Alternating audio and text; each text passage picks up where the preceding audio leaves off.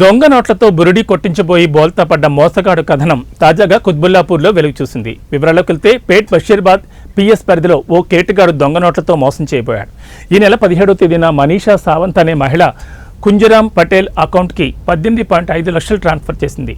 మనీషా సావంత్ వద్ద తీసుకున్న అప్పు నగదు రూపంలో ఇస్తానని ఫోన్ చేసి ప్యాంతలూన్ షాపింగ్కి కుంజరాం పటేల్ రప్పించాడు. మనీషా సావంత్కి పిల్లలు ఆడుకునే 500 రూపాయల దొంగ నోట్లు ఇచ్చాడు.